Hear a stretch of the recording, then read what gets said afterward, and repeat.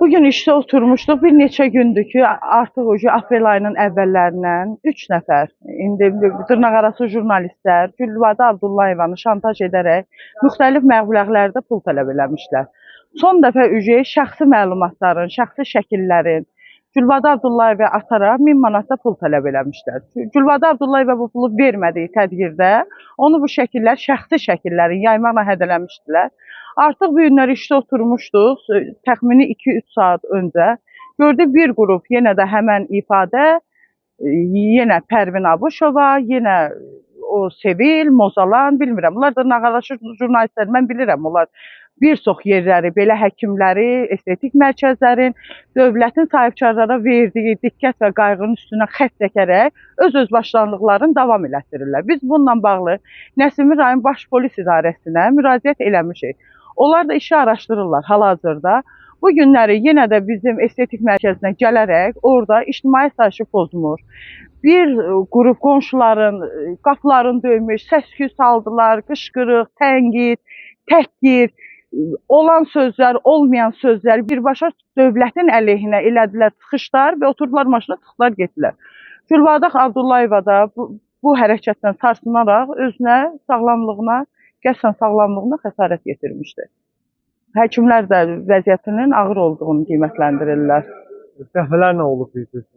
Dəfələrlə olub. Aprel ayının əvvəlindən müxtəlif formada paylaşımlar edərək pul tələb eləmişdilər.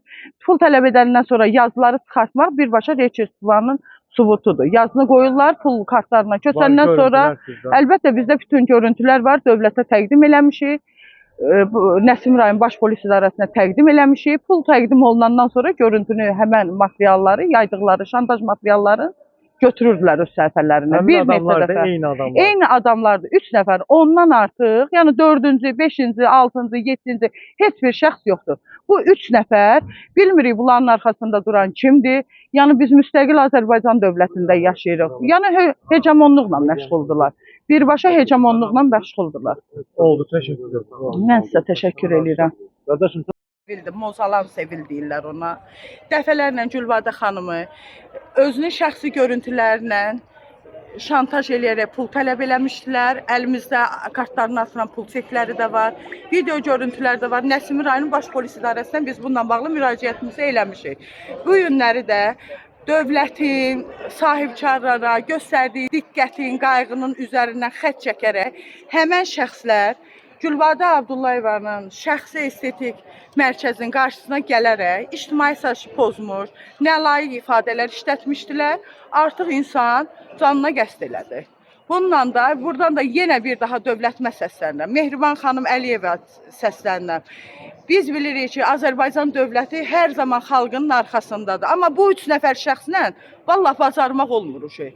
Mənim uşağımı belə bir il bundan qabaq şantaj eləmişdilər onlar. Yorulmuşuq bu insanların əlindən. Nə əsasla şəxsi görüntülərin yaymaqla. Nə tələb edirlər sizdən? Tələb edirlər. Axırıncı dəfə 1000 manat tələb eləyiblər. Bir dəfə 500 manat tələb eləyiblər, 300 manat verilib. Bir dəfə təzən gəlib ifadə ki, Pərvin deyir ki, yox 500 manat yenə verilməlidir. Hər hansı hüquq-mühafizə orqanlarına müraciət Bəli, Nəsimi rayon Baş Polis İdarəsinə müraciət Nə olunub bundan. Nəsimi rayon Baş Polis İdarəsinə? İstintaq aparılır. Dünən müraciət olunub, bəli. Dünən müraciət olunub. Bizim işçilər də, əməkdaşlar da hamımız orada gedib izahatımızı yazmışıq.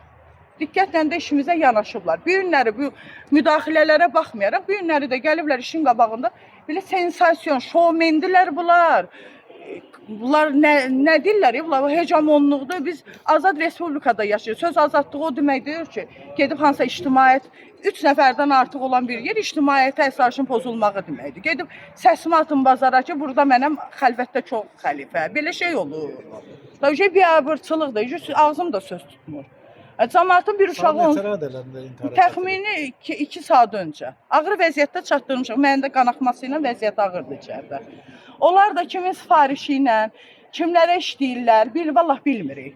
Bilmədiyimizə görə də ad çəkə bilmirəm. Amma mən rahat şəkildə ad çəkə bilirəm ki, ifadədir, Pərvindir, Sevildir. Bunlar dövləti də, tikintini də, başqa estetik mərkəzlərində də adam qoymayıblar. Şantaj eləməli.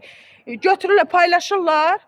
2 saatdan sonra görsən o paylaşım yoxdur. Niyə yoxdur? Yığırlar, pul tələb edirlər. İstədiyi məbləği alırlar, yazını çıxardırlar. Vallahi bunun qarşısı alınmalıdır. Vallahi alınmalıdır o şey. Çox sağ olun Siz müsaadənizlə. sağ olun.